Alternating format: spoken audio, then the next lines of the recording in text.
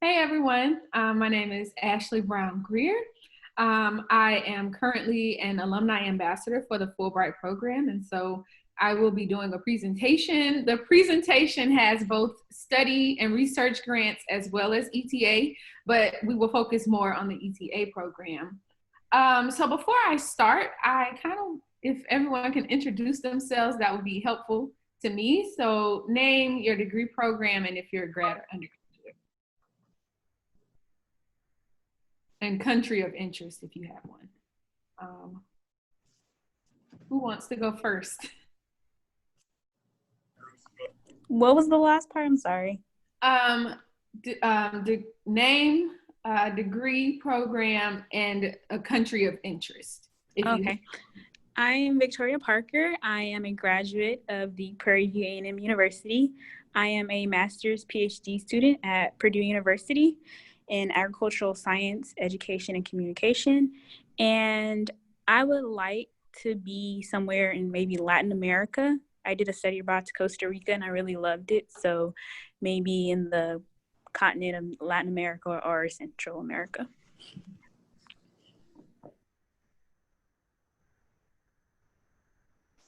I'll just call on someone. Cameron? Hi, I'm Cameron Foster. Sorry, I ran to the kitchen for a second, but what were the two questions, if you don't mind? Your name, degree, program, and country of interest. You said degree? Mm-hmm. Your program. Oh, I'm a marketing major. Sorry, I'm like all over the place right now. I'm a marketing major, double minor in communications and international business. I also studied abroad. I studied in Scotland and France, but my place of interest would probably be a Spanish-speaking country in Latin America. So I was thinking Costa Rica or like Honduras or something of that nature, or even going to Africa to do anywhere in Africa, to be honest. And Mr. Jordan.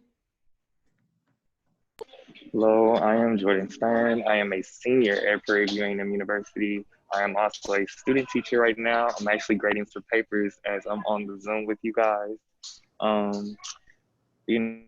would prefer Africa, but then also with Latin America, I prefer like Argentina, Chile. What else was I supposed to say? Was that it? Yes, that's it. Okay. Okay, so all of those are great. It looks like everyone has their mind set on South America. So I actually did my English teaching assistant in Malaysia, which was different for me because at the time that I actually applied to the program twice. The first time to Vietnam, and I made it to the second round, was not selected. And I took that same application and I applied again to Malaysia. And my reasoning for Malaysia was when I was an undergrad, I took all types of languages. No one told me to just stick with one language. And so I took several languages and graduated and still couldn't speak one language. And so when I was in my master's program and I was looking at the Fulbright program, it really limited where I could go. However, since the time that I applied to the program, they don't have as many language requirements. So, of course, in your Spanish-speaking countries, they may have like some requirements for Spanish, whether that be beginner or intermediate. So that's just something that you all should look into as you are thinking about applying to the program. So if you can put in the chat how many of you have already looked at the Fulbright website.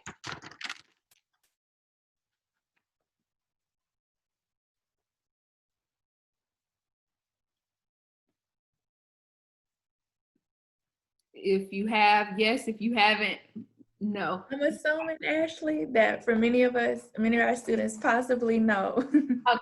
Okay.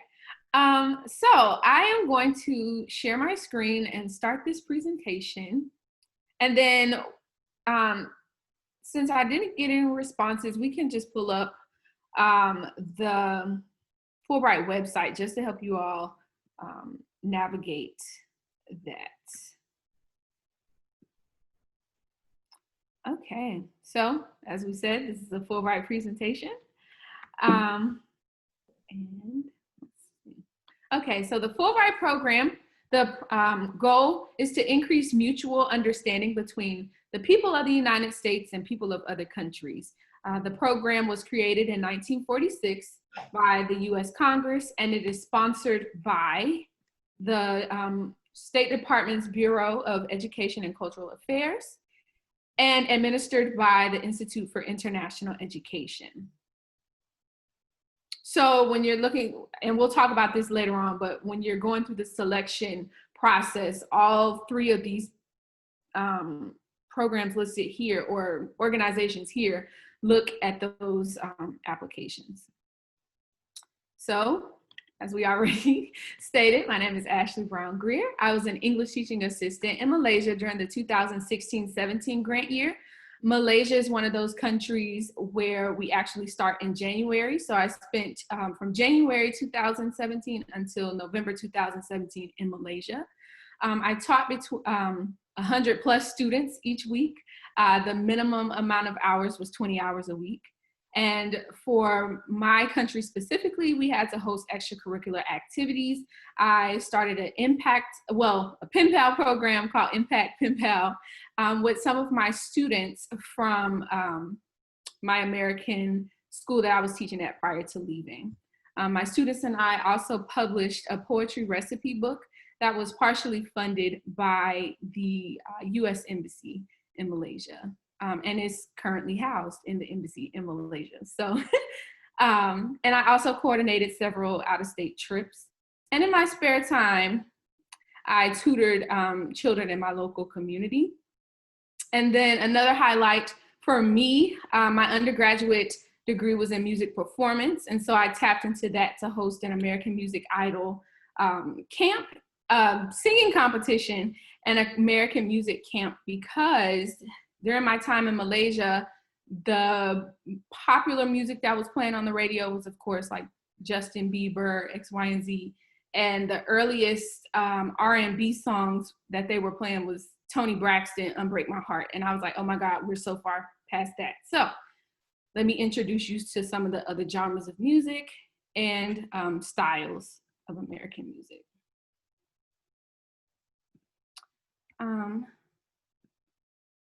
So Fulbright, I want to say last year, a year before last, rebranded as a whole. And so they have a focus on diversity and inclusion. And so, of course, they reflect the diversity of the US society and the societies abroad, and mostly helping underrepresented audiences for all grant programs and initiatives. And the inclusion, of course, is just making sure those underrepresented people have access to participate in this program. So eligibility, as I mentioned earlier, I actually applied for the Fulbright program twice during my master's program at Morgan State University. I also think I failed to mention the institutions that I've been to. So undergrad, I was Talladega College, and my major was music performance. Morgan State, where I got a Master's of Arts in Teaching. And that's where I applied and did my Fulbright program. Upon return, I got a Master's in Higher Education from the University of Pennsylvania. And I'm currently at Howard University working on a PhD in Higher Education, Leadership, and Policy Studies with a focus on internationalization at HBCUs. So I say all of that to say, for eligibility, you can be a graduating senior, a recent graduate, or current graduate student, or early career professional, as long as you do not have a PhD. And I think all of you are on that track to being eligible to apply for that. So basic eligibility, of course, you have to be a US citizen by the application deadline, and you have to have a bachelor's degree or equivalent before the start of the grant. And again, each country has their own specific requirements. So this slide mentions study and research grant, but we will zoom in onto English Teaching Assistant. So they have 1,250 plus awards, and they the time in country varies between 8 to 10 months. And I want to say there may be a few 12-month programs. This slide is a little dated. And then there's 75 countries that have the ETA program. But I think with the current decision of our president in China, I do not think that those grants will still be available going forward.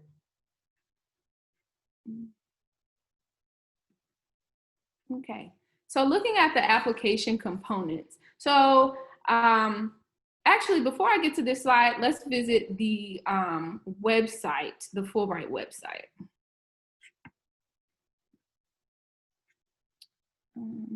Give me 1 second while I pull that up.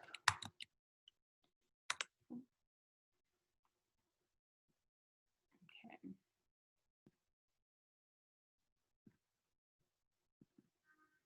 So when you're looking to apply for the Fulbright program, they have all the information that you need is here on this website. So if you go under the About tab and you go under Types of Awards, you have your English Teaching Assistant Awards here. And then you have a list of the countries, and I think mostly everyone here was interested in South America. Oh, that's Asia. Let's see.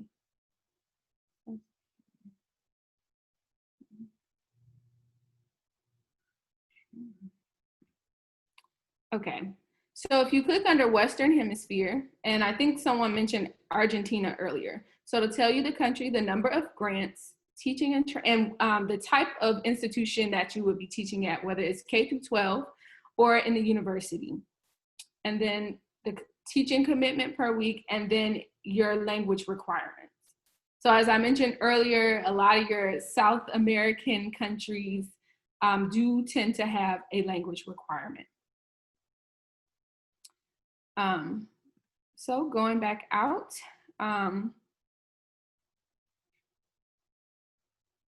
going back to the slide deck, your application components. Uh-oh.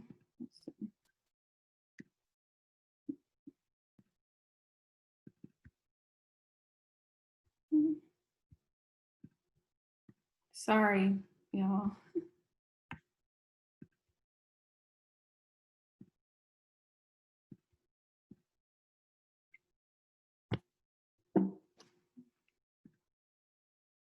Okay, so you have your basic personal data.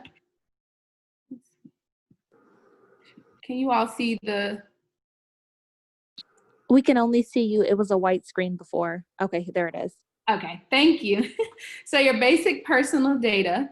And then there are 2 essays for the English Teaching Assistant program that really make or break you being selected for this award. So your statement of grant purpose, which you really just talk about why you're interested in pursuing a grant in whatever country it was. So for me, Malaysia, and I talked about what I could do for the students in Malaysia, as well as what I could learn from the host country. And then the personal statement, I talked about my personal self. So I talked about the fact that I had been legally adopted by my grandmother, who was an educator, and she set that foundation for me to become an educator. And at that time I was applying, I thought I wanted to be a K through 12 teacher. And so that's kind of what the angle that I talked about. And of course, what I could bring back from my classroom in America. Reports and references. So you have 3 references. For my references, I used 2 faculty members from the institution that I was currently at, and then one faculty member from my undergraduate institution. And for those countries that require the language requirement, you have to submit a foreign language evaluation as well. So just keep that in mind. They do ask for your college transcripts, and it's not to rule you out based on GPA, because they look at a holistic application. The transcripts are just to determine whether or not you are able to complete the task at hand. Are you able to teach in a classroom? But I do want to be clear that you do not have to have a background in teaching to apply for the English Teaching Assistant program. And I can talk about that a little bit later. And then, and I'm not sure if Prairie View has the campus committee evaluation. Ms. Tilly, do you all have that? So we're in the great question, Ashley. We're in the process of creating those Fulbright resources right now, but as of now, we don't have the committee. I'm the committee right now. So we're in the process of creating that those resources. Okay. That's fine, because I don't know anything about the CCE, because Morgan State University did not use that. Any person who was interested in applying to the Fulbright program, they just needed to go to the FPA, and she guided us through that process. And then we don't need to talk about that because that's more so for research and study. So the award benefits. So the program pays for your round trip airfare to and from your country. And you get a monthly stipend. So the reason this asterisk is here for monthly stipend is because depending on the country that you're in, you may get a monthly stipend, you may get all of your money up front, or you may get your money in the middle of the year. But I want to say, I feel confident in saying that I think most ETAs do receive a monthly stipend. You also get accident and sickness benefits. That does not really count as insurance. So if you have your own insurance, or you feel comfortable purchasing outside or international health insurance, go for it. I didn't, and I was fine. I came back alive. Other possible benefits, support for dependents, a research, well, that doesn't apply, and disability-related accommodations. Post-grant, you have access to the Fulbright network, which for me, I didn't realize how prestigious the grant was prior to leaving. I'm still figuring that out now, and it's a great network. And then you also have access to the State Department's alumni website, which literally gives you access to all of your research materials that you may need while, if you pursue a graduate degree X, Y, and Z. And then you also get the non-competitive eligibility hiring status. And then our last slide here, factors in selection. So the quality and feasibility of the proposal, your academic or professional record, which we talked about with your transcripts, just making sure you'll be able to complete the task at hand. Personal qualifications, language preparation, and then preference factors as established by the FFSB, Fulbright Selection Board, and then again, as I mentioned, the extent to which the candidate can complete the project. So going back to this page, which I clearly love, the Fulbright website, just some things and some tips that can help you. So again, right here is where you can start your application. You can start it now if you're interested in applying for this year, and it has your application deadline, which is October the 13th. Let's make sure. October the 13th. And if you're interested in just having some more information about the program, we have a list of webinars here that you can look into.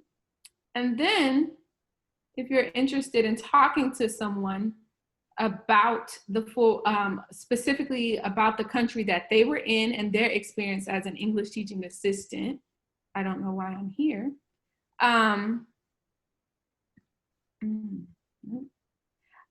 You can click on, let me go back out, Alumni Ambassadors page. And of course, you see my beautiful face right here.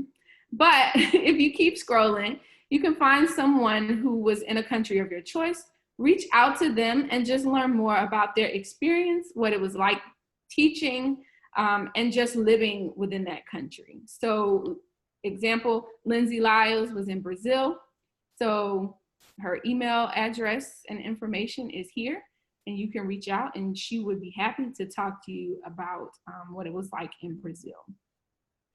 So I feel like I've done a lot of talking.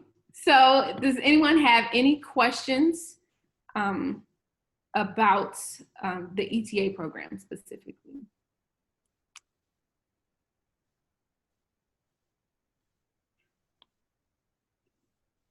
I have one, Ashley. I was just, I guess, more curiosity. If you knew Jordan Hawkins Rippey. Yes.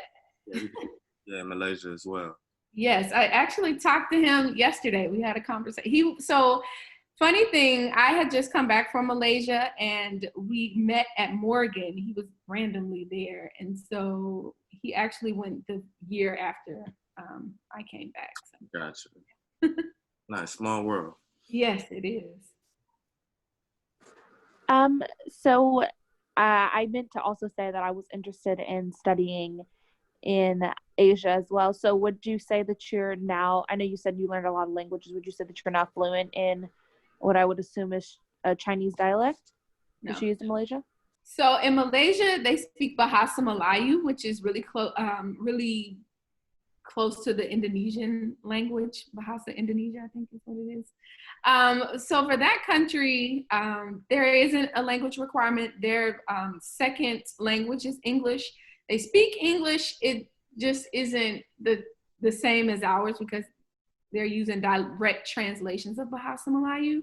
And I did pick up a little bit of the language, just enough to be able to order some food, say thank you, hi, good morning, and that was about it. However, some of my ETA cohort members did work out a deal with their students where if they wanted to learn the language, hey, I'll tutor you in English if you tutor me in Bahasa Melayu. So it's definitely up to you if you want to pursue learning the language. Okay, thank you. Ashley, I have two questions for you. Okay. So the first question is regarding financing and savings. So you did mention students you're able to receive a stipend during this opportunity. Would you recommend, any financial preparation prior to going to Fulbright? And if so, why? Especially if you want to travel. I know for many of us, including ourselves, you not only want to enjoy your experience within country, but also have the opportunity to do some travels outside the country. Yes. So things I wish I would have known prior to going: save your money. I know when we're looking at Black people in general, money is an issue across the board. So definitely have money saved up. One of my biggest expenses was preparations prior to going to Malaysia, because I wasn't able to just wear the same clothes that we were wearing here in America just because it was so hot. It was about, in my opinion, it was about 100+ degrees every day, very humid. We were on the equator, or just above the equator, so it was very hot. So just preparing for that. And then Malaysia specifically, we have the most holidays in the world. And had I known that we had the autonomy to really travel throughout Southeast Asia as a whole, I would have prepared for that. And so I got there. Our stipend was $500 a month, which was 2,000 ringgit a month, which was a lot. So we were able to travel off of that. But for me, I think saving or traveling around, I chose traveling. Luckily for me, I worked out a plan with my family that they would take care of my grown people bills, credit cards and stuff. And again, coming back to America was also a financial hardship on me, just because I needed to find a job and I needed a place to live. And a lot of the grantees are able to go home back to their parents for a little bit, which can help. And so that was the financial piece. But I think that's also where you play into that role of connecting with your Fulbright network to help you find those jobs and prepare. And that's also a conversation that a few of the alumni ambassadors have had with the Fulbright program, specifically about Black students and helping them be able to give that support while they're there and once they return. Thank you, Ashley. And my next question, being the creator of Fulbright HBCU and as well as an HBCU student currently and prior, how would you, what tips would you give to HBCU students transitioning in the Fulbright program, and tell them a little bit more about the purpose of Fulbright HBCU? Okay, so I created Fulbright HBCU. I'll start with that because when I was in Malaysia, I realized there wasn't a lot of Black students. And I verbally said that in front of my cohort of about 70 white folks. And so I also noticed there were only 2 of us who came from HBCUs, me from Morgan and a young lady from Spelman. And so it really bothered me throughout my time in Malaysia. However, coming back, I was like, we have to create some type of network. And so earlier this year, because I had been selected to be an alumni ambassador for the program, I was like, great, let's do this thing. And so the purpose is, so my undergraduate institution, Talladega College, did not have a focus on study abroad at all, or exchanging abroad. And so I did some research and found not a lot of HBCUs have FPAs or have access. And so the point of Fulbright HBCU is to spread that knowledge and awareness about the program and increase HBCU student and Black student participation in the program. And so conducting presentations like this today, we also have social media trying to highlight those HBCU graduates who have gone on and done the Fulbright program, survived and came back, so that you all know that you can do this program, it's obtainable, and continue this and increasing that Black student participation. Thank you.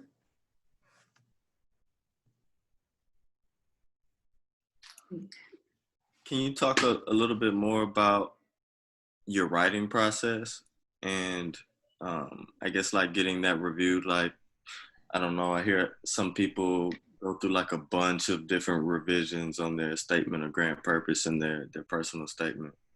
Yes. So my Fulbright program advisor at Morgan State, when I met with her, she gave me some examples of the statement of purpose and the personal statement. And so she encouraged me to write more, because the more that you write about in both essays, you can kind of cultivate, slim it down and take out what you don't need. And so the first time that I took her my essays, she shred, like she tore them up. and I was a little discouraged, but she was like, that process is really helpful, because if I had just submitted what I had, it would have been a no-go. It would have been a no-go. So again, getting all your ideas into a paper and then taking away and then having someone to shred it, tear it up, whatever, it makes, in the end, it's very helpful, and it makes for a successful essay. So as I mentioned earlier, your statement of grant purpose is specifically about what you plan to do in country. And I know that they've kind of changed the application from when I applied in 16, 17. And I think one of the pieces that I put in my statement of grant purpose was what a project that I had in mind.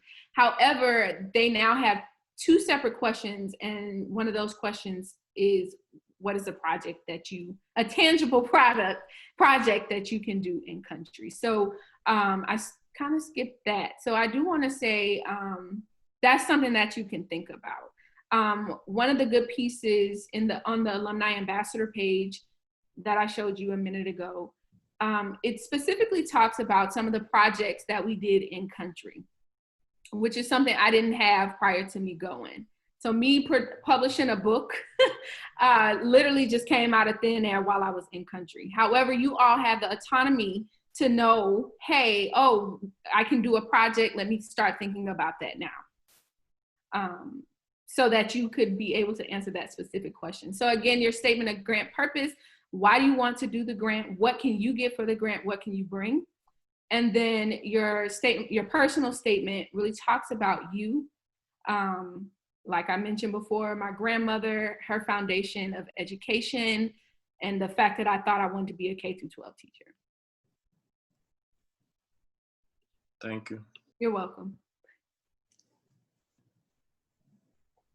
And I will say this, I know what's really interesting for me was being a Black woman in Malaysia. And I think it's important for us to talk about this because, you know, Black, brown is just different for us. It is difficult to be Black and abroad, depending on where you are placed. For me, I had to build my own community from my cohorts. As I mentioned earlier, there were 99 of us. 10 of us were Black and or mixed with Black. And from that, there were 3 of us who really, well, 4 of us total who really connected. And honestly, if I didn't have them to talk to every day, I can't say that I would have finished the grant. Not that I was inflicted with racial issues on a day-to-day basis, but just, you just need that support, whether that's someone abroad, someone that's at home or someone that's experiencing that with you. It definitely makes a difference. But yeah, so just being Black and abroad, I think one of my biggest challenges was definitely my co-teacher at the time. When I first met her, I could kind of tell, I actually had 2, but one of them, I could tell that she felt uncomfortable with me. And towards the end of my grant, throughout that time, we actually became very, very close. And prior to me coming back home, she did mention that when she first met me, she prayed to God and asked him why he gave her the Black ETA. My purpose there was not to change anyone's mind about being, about their feelings about Black people, but I think the work that I did and the person that I am definitely changed their opinions, and especially when people get their idea of Black folks from westernized television. So just keep that in mind. We need to travel so that these people, that we're telling our own story through our work versus what they're getting from TV. Because Malaysia didn't even think Black people existed in America. Unless they had already come in contact with Black people. But the majority were, oh, you came from Africa. No, I've never been. So that's a small beauty of being abroad. So would you say that the homogenous society eventually, or originally maybe, not freaked you out, but it was kind of overwhelming at that point, or? I think, I won't say there were times, I won't lie, that I was overwhelmed. And those times were mostly when I was out walking around in the community and people would point and laugh. But yeah, I don't think it would have, yeah. I don't think, it wasn't bad enough for me to be like, oh, I'm coming back home. So it could be overwhelming, but again, that's where your social supports come into play. So aside from Fulbright HBCU, we also have Fulbright Noir, and had those social media platforms been available then, I definitely would have known, oh my goodness, I can contact someone from Fulbright Noir and they can link me with someone who's had a similar experience with racial whatever. I don't know if that fully answered your question though. No, that was great. Thank you so much.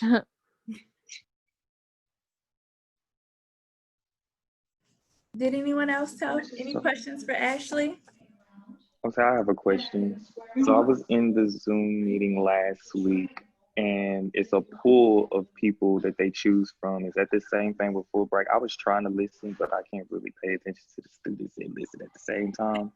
So is it a pool that y'all choose from while y'all doing the application process, or is it just like whoever applies, you get it? If they like your application, you automatically are going to be placed somewhere, or is it one of those things where after they pull your application, you still have another part to go through? Good question. So the selection process is quite interesting. So of course, I don't think right now Prairie View has the CCE, so that saves you a selection issue, a process right there. So the next process, it actually goes to the Institute for International Education, and they have their own selection committee. And so they're looking at the application holistically. One of the things that I found out was that they do look at institutional diversity, diversity of the candidates, as well as of course, your essays are the most important pieces. So once it passes IIE selection process, it then goes to the Fulbright Foreign Service Board, which are people appointed by the president. And so they look at your application, and then, you know, they take those same factors into consideration. They slim it down. So once you finish from those people, your application then goes to the country that you have applied to. And so though that country and their committee, they select the people that they are interested in. So there are two types, the principal, and then they also select alternates. Because believe it or not, people actually do turn down Fulbrights. Why they would, I don't know, but they do. And so so there's an opportunity for those people selected as alternates to then become principal and go abroad. So it is a quite, just know if you've made it through all of those selection committees, you good. Okay, and then you said there's a principal and then the alternate. So say that like all the principals go, but then like a principal decides that they have to go back to wherever they came from. Does that mean that the alternates will get the chance to go, or is like once everybody over there is cut off? Mm-hmm. Okay. So the principals, so if you say, oh, I decide I want to go to med school before you go, then they'll bump the alternate up. And I think there was a guy in my cohort, we left in January, and he didn't find out that he was, he didn't get bumped up from alternate to principal until like November. And he was like, I was rushing to get to get ready. Got you. And then once you're there, if you leave, it's done. So that school that you're at or university that you're at just doesn't have a teacher. Thank you so much. Add something about the campus committee. So most universities, like Ashley said, they also have a interview and vetting process. Let's say 10 Prairie View students wanted to apply, but would vet and say only 5 can do that.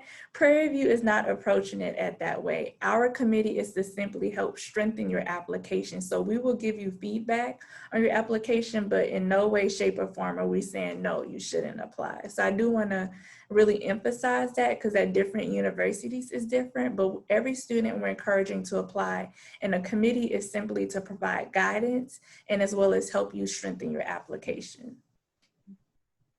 And then I think there was someone who was from Purdue. So because I'm sad to say this, because you're currently at Purdue, I believe that they have a Fulbright Program advisor. And so you could either apply through Purdue or you would have to go at large. I would highly recommend reaching out to the Fulbright Program advisor at Purdue.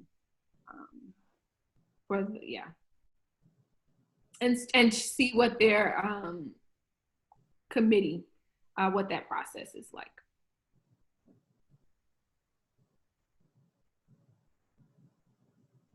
Any more questions? So I will say, go on and start the application just to see what it's like. And then, as I mentioned, go to the Alumni Ambassador page and talk with those ambassadors that are in the country that you're interested in visiting. You can always reach out to me. Ms. Tilly has my extremely long Alumni Ambassador email address, so she can send that to you so that it's easier for you. Do you mind putting it in the chat, Ashley, and as well as your handles for your social media, Fulbright HBCU? Please follow. We need them. All right. Well, I think we're going to wrap it up.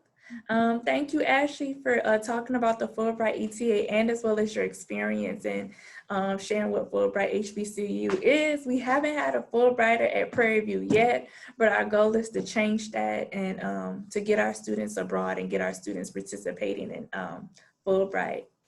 Thank you, Greg, and thank you everyone for attending. Ashley, if you could just stay on a few more minutes with me, I would appreciate that. Thank you. Thank you. Bye. Thank you. Bye. Bye. Okay. Hi, Stephanie. Hi, Ashley. Hi. I'm sorry, I was in a meeting right now, so I could barely hear what you were saying. But I was the one who said I was from Purdue. So I graduated from PV, and I'm doing my master's PhD at Purdue right now in agricultural science, education, and communication. However,